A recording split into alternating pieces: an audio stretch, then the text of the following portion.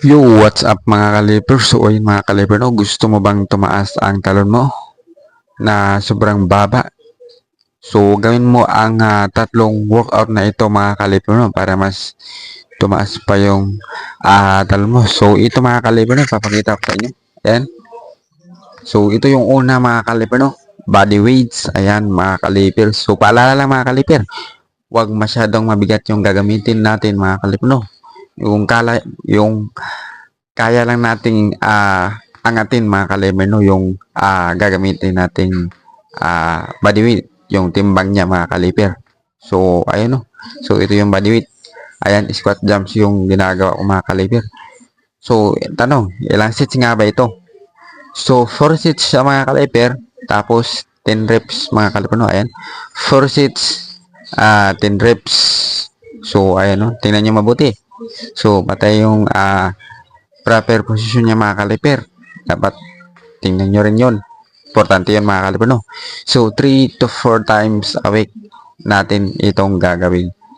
So, ayun. So, ngayon, ito yung pangalawa mga kaliper na workout din. So, ang squat jumps mga kaliper with dumbbells. Ayan, no? Squat jumps with dumbbells. So, ayan, no?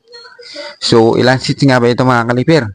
So, 3 sets. Tapos, 8 reps. Ayan, 3 sets, 8 reps mga kaliper, no? So, gaya ng sinabi ko kanina mga kaliper, wag masyadong mabigat. Lightweight lang yung gagamitin natin dumbbells mga kaliper, no? Siguro, 5 to 10 kilos mga kaliper, no? 5 to 10 weights mga kaliper yung gagamitin natin. So, ayun lang. 3 to 4 times a week natin gagawin tong workout nito. So, ayun. So, yung pangatlo naman mga kaliper is, yun, no, ankle weights. So, ayun. So, ang gagawin pa natin dito mga kaliper is split squat jumps mga kaliper. So, ayun, no. So, ayan, ankle weights.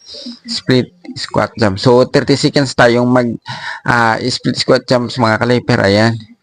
30 seconds natin tong mga kaliper, no, gagawin. Tapos, 3 sets mga kaliper. Ayan. 3 sets. So, ayun lang mga kaliper. So, gawin nyo lang yung tatlong workout na yun kung gusto nyong mas tumaas pa ang iyong jump. So, yung mga explanation ko mga kaliper, dapat nyong gawin yun. So, yun lang. Bye-bye. See you sa next vlog.